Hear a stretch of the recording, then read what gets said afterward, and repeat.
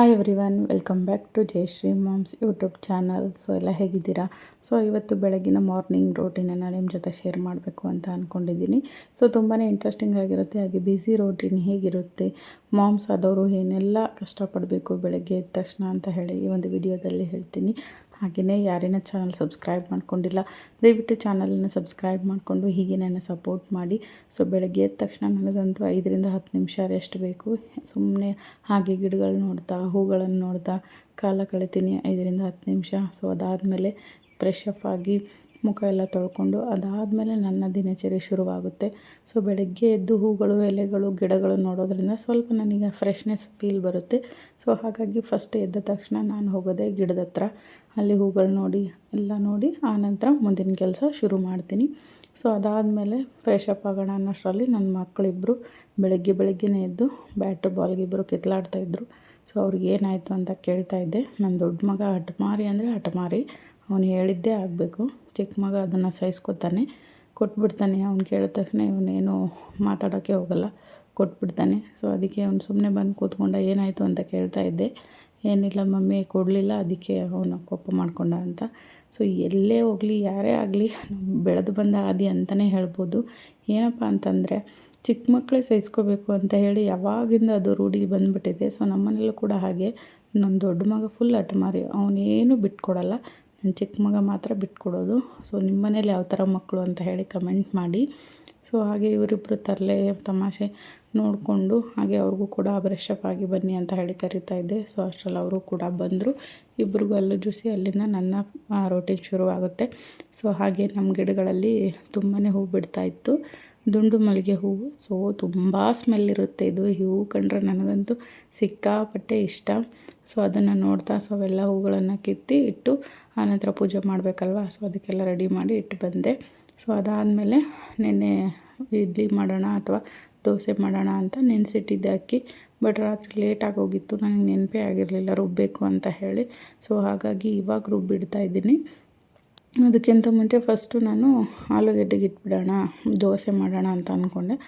ಹಾಗಾಗಿ ಫಸ್ಟು ಆಲೂಗೆಡ್ಡೆ ಬೇಯಿಸೋಕ್ಕಿಟ್ರೆ ಒಂದು ಸೈಡ್ ಅದು ಬೇಯ್ತಾ ಇರುತ್ತೆ. ಅದಾದಮೇಲೆ ನಾನು ಕೂಡ ಮಿಕ್ಸರ್ಗೆ ಹಾಕ್ಕೋಬೋದು ಅಂತ ಹೇಳಿ ಆಲೂಗೆಡ್ಡೆ ಪ್ರಿಪೇರ್ ಮಾಡ್ತಾಯಿದ್ದೆ. ಸಿಂಪಲ್ಲಾಗಿ ಚೆನ್ನಾಗಿ ಆಲೂಗೆಡ್ಡೆ ಮಾಡಿದ್ದೀನಿ. ಅದು ಕೂಡ ರೆಸಿಪಿ ನಿಮಗೆ ತೋರಿಸ್ತೀನಿ.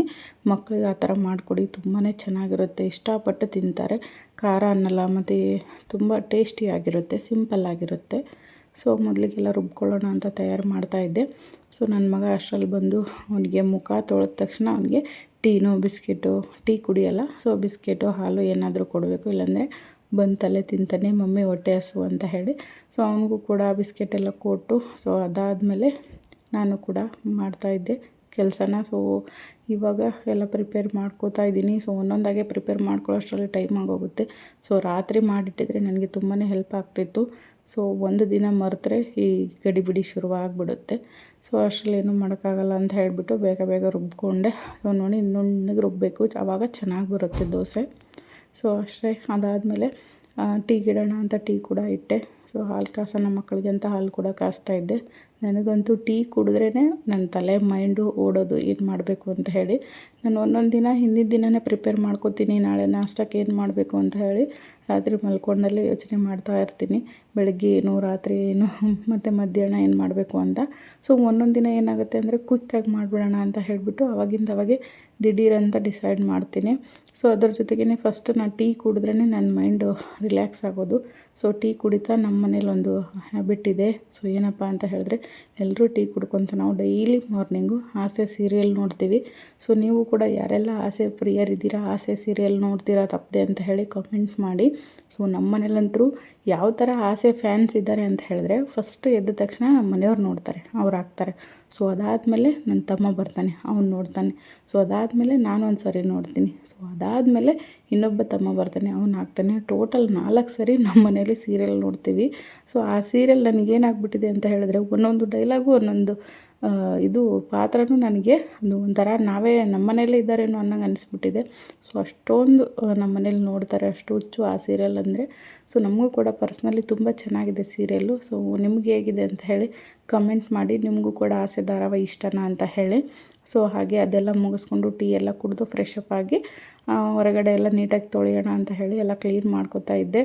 ಸೊ ನಾನು ಫಸ್ಟು ಟೀ ಎಲ್ಲ ಮುಗಿಸಿ ಒಳಗಡೆ ಮುಗಿಸ್ಕೊಂಡು ಆಮೇಲೆ ಆಚೆ ಕಡೆ ಬರ್ತೀನಿ. ಮೊದಲು ಎದ್ದ ತಕ್ಷಣ ಕಸ ಎಲ್ಲ ಗುಡಿಸ್ಕೊಂಡು ನೀಟಾಗಿ ನೀರು ಹಾಕಿ ಒರೆಸ್ಕೊಂಡು ಬರ್ತಾಯಿದ್ದೆ ಒಂದು ಸೈಡಿಂದ. ನನ್ನ ಮಕ್ಕಳು ಇನ್ನೊಂದು ಸೈಡಿಂದ ನಂಗೆ ತಲೆ ತಿಂತಾಯಿದ್ರು. ಏನೂ ಮಾಡೋಕ್ಕಾಗಲ್ಲ, ಮಕ್ಕಳಿರೋ ಮನೆಯಲ್ಲಿ ಇದೆಲ್ಲ ಕಾಮನ್ನು. ಸೊ ನಿಮಗೂ ಕೂಡ ಗೊತ್ತಿರುತ್ತೆ ಅಂದ್ಕೊಂಡಿದ್ದೀನಿ. ಸೊ ನೋಡಿ ಎಲ್ಲ ಕ್ಲೀನಾಗಿ ಫಸ್ಟು ನೀರು ಹಾಕಿಬಿಡ್ತೀನಿ. ಸೊ ಅದಾದಮೇಲೆ ಎಲ್ಲ ಗಿಡ್ರೆಲ್ಲ ಹಾಕಿ ಲಿಕ್ವಿಡ್ ಹಾಕಿ ಕ್ಲೀನಾಗಿ ತೊಳಿತೀನಿ. ಸೊ ಅದಾದಮೇಲೆ ನಾನಿಲ್ಲಿ ಒಂದು ಸೈಡ್ ತೊಳಿತಾಯಿದ್ರೆ ಇನ್ನೊಂದು ಸೈಡ್ ನನ್ನ ಮಕ್ಕಳ ಕತೆ ನೋಡಿ. ಇಲ್ಲಿ ಆಚೆ ಕಡೆ ಪೊರಕೆ ಎಲ್ಲ ತೊಗೊಂಡು ನೀರೆಲ್ಲ ಹಾಕಿ ಚೆನ್ನಾಗಿ ಕಲಿಸ್ತಾಯಿದ್ರು. ಅಯ್ಯೋ, ಒಂದು ಕಡೆ ಕೆಲಸ ಮುಗೀತು ಅನ್ನೋಷ್ಟರಲ್ಲಿ ಇನ್ನೊಂದು ಕಡೆ ಶುರು ಮಾಡೋಕೆ ಹಚ್ಚಿರ್ತಾರೆ ನನಗೆ. ಸೊ ಎಲ್ಲ ಹೊರಗಡೆ ಎಲ್ಲ ಕ್ಲೀನ್ ಮಾಡ್ಕೊಂಡು ನೀಟಾಗಿ ಬಂದೆ. ಒಳಗಡೆ ಬಂದರೆ ಮತ್ತೆ ಇಲ್ಲೊಂದು ರಾಶಿ ಬಟ್ಟೆ ಹಾಕಿದ್ದೆವು. ಸೊ ಆ ಬಟ್ಟೆ ಎಲ್ಲ ಕ್ಲೀನಾಗಿ ಮಡಚಿ, ಸೊ ಅದಾದಮೇಲೆ ನನ್ನ ಮಕ್ಕಳ ಆಟ ಸಾಮಾನು ನೋಡಿ ಎಷ್ಟೊಂದು ಇದ್ದಾವೆ. ಎಲ್ಲ ಅಲ್ಲಲ್ಲೆಲ್ಲ ಹಂಗೆ ಇಟ್ಟಿರ್ತೀನಿ. ಒಂದು ಬಾಕ್ಸೆಲ್ಲ ಹಾಕಿಟ್ರು ಬಿಡಲ್ಲ, ಅದನ್ನೆಲ್ಲ ತೆಗೆದು ಕಿತ್ತಿ ಮತ್ತೆ ಹರುತ್ತಾರೆ.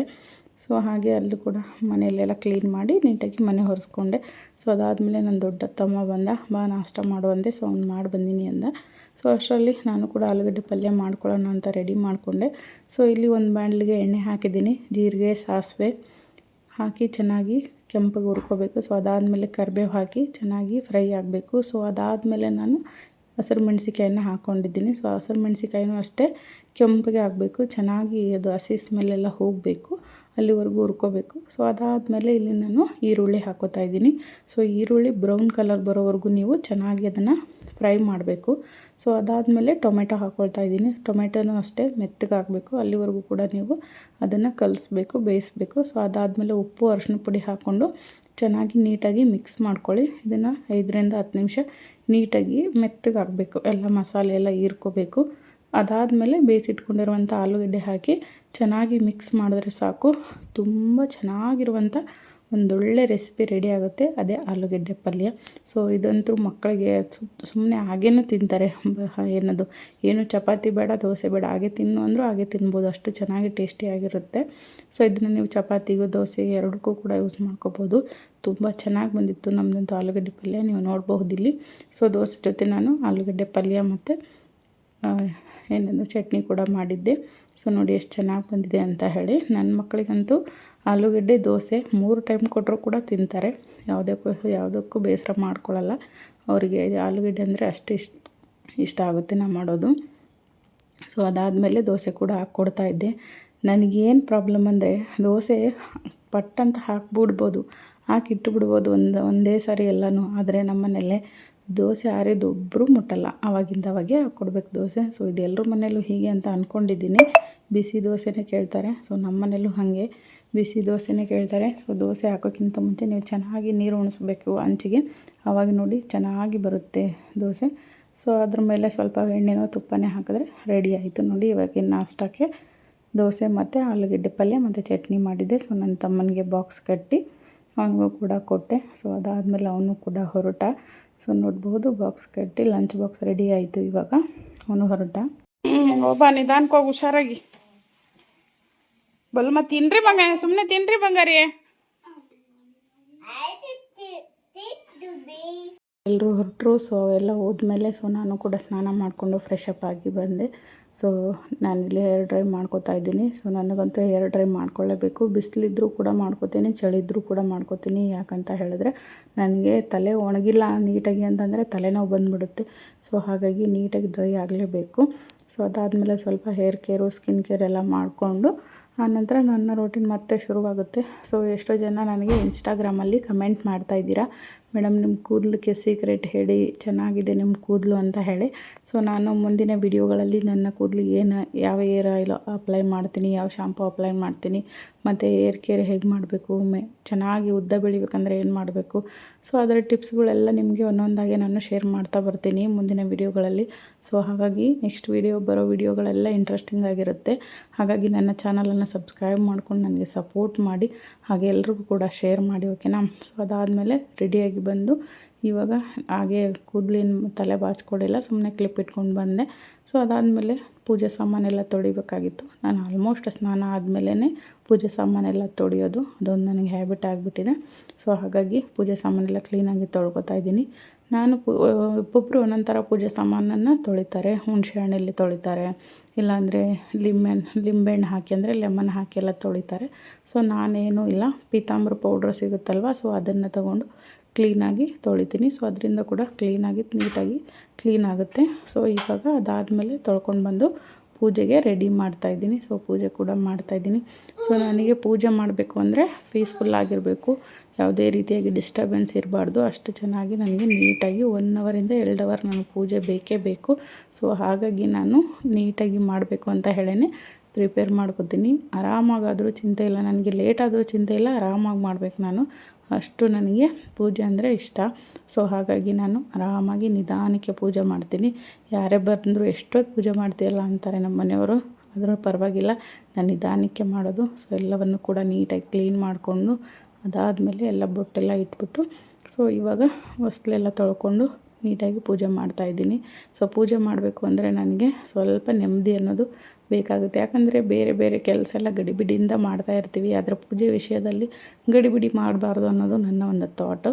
ಸೊ ಇದೇ ಒಂದು ಮಾರ್ಚ್ 19ನೇ ತಾರೀಕು ಅಕ್ಷಯ ತೃತೀಯ ಇದೆ. ಸೊ ಅಕ್ಷಯ ತೃತೀಯ ದಿನ ಏನು ಮಾಡಬೇಕು, ಯಾವ ಥರ ಪೂಜೆ ಮಾಡಬೇಕು, ಒಂದಿಷ್ಟು ಟಿಪ್ಸ್ಗಳನ್ನು ನಿಮ್ಮ ಲೈಫಲ್ಲೂ ಕೂಡ ನೀವು ಆ್ಯಡ್ ಮಾಡಿಕೊಂಡ್ರೆ ತುಂಬ ಒಳ್ಳೆಯದಾಗುತ್ತೆ. ಸೊ ಅಕ್ಷಯ ತೃತೀಯ ದಿನ ಏನು ಮಾಡಬೇಕು, ಏನು ಮಾಡಬಾರ್ದು ಅನ್ನೋದ್ರ ಬಗ್ಗೆ ನಾನು ನೆಕ್ಸ್ಟ್ ವೀಡಿಯೋದಲ್ಲಿ ತಿಳಿಸ್ತೀನಿ. ಹಾಗೆ ಅಕ್ಷಯ ತೃತೀಯ ದಿನ ಚಿನ್ನವನ್ನು ಖರೀದಿ ಮಾಡಬೇಕು ಅಂತಾರೆ ಒಂದಿಷ್ಟು ಜನ ಖರೀದಿ ಮಾಡಬಾರ್ದು ಅಂತಾರೆ. ಸೊ ಯಾಕೆ ಅನ್ನೋದನ್ನು ಮುಂಬರುವ ವೀಡಿಯೋದಲ್ಲಿ ತಿಳಿಸ್ತೀನಿ, ನೆಕ್ಸ್ಟ್ ವೀಡಿಯೋದಲ್ಲಿ ಕಾಯ್ತಾ ಇರಿ. ಸೊ ನಿಮಗೂ ಕೂಡ ಅಕ್ಷಯ ತೃತೀಯ ದಿನ ಚಿನ್ನ ಖರೀದಿ ಮಾಡಬೇಕಾ ಬೇಡ ಅಂತ ಹೇಳಿ ತಪ್ಪದೆ ಕಮೆಂಟ್ ಮಾಡಿ. ಸೊ ಗೈಸ್, ಬೆಳಗ್ಗಿಂದ ಮಧ್ಯಾಹ್ನವರೆಗೂ ಲಾಗ್ ನೋಡಿದ್ರಲ್ಲ. ಸೊ ಈ ರೀತಿ ನಂದು ಬೆಳಗ್ಗಿಂದ ಸಾಯಂಕಾಲ ಇನ್ನೂ ಜಾಸ್ತಿ ಇರುತ್ತೆ ಕೆಲಸ. ಸೊ ಮಧ್ಯಾಹ್ನದವರೆಗೂ ನಂದು ಇದು ರೂಟೀನ್ ಇರುತ್ತೆ. ಸೊ ಹೇಗಿತ್ತು ವಿಡಿಯೋ ಅಂತ ದಯವಿಟ್ಟು ಕಮೆಂಟ್ ಮಾಡಿ. ಸೊ ಏನಾದರೂ ಮಿಸ್ಟೇಕ್ ಇದ್ದರೆ ದಯವಿಟ್ಟು ಕಮೆಂಟ್ ಮಾಡಿ. ಸೊ ನೆಕ್ಸ್ಟ್ ವಿಡಿಯೋದಲ್ಲಿ ತಿದ್ಕೋತೀನಿ. ಹೀಗೆ ಸಪೋರ್ಟ್ ಮಾಡ್ತಾ ಇರಿ. ಏನಾದರೂ ಟಿಪ್ಸ್ ಬೇಕು ಅಥವಾ ಏನಾದರೂ ಬೇಕು ಅಂತ ಹೇಳಿದ್ರೆ ದಯವಿಟ್ಟು ಕಮೆಂಟ್ ಮಾಡಿ.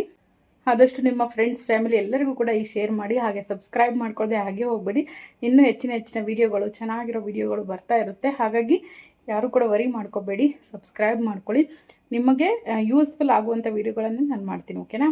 ಸೊ ಬಿಸಿಲು ನೋಡಿ ಎಷ್ಟು ಬೆವರು ಬರ್ತಾಯಿದೆ ಅಂದರೆ, ಫ್ಯಾನ್ 2 ಫ್ಯಾನ್ ಹಾಕಿದ್ರೂ ಬೆವರು ಬರ್ತಾಯಿದೆ. ಸೊ ಓಕೆ, ಎನಿವೆ ನಿಮ್ಮೂರಲ್ಲೂ ಯಾವ ಥರ ಬಿಸಿಲಿದೆ ಅಂತ ಹೇಳಿ ದಯವಿಟ್ಟು ಕಮೆಂಟ್ ಮಾಡಿ.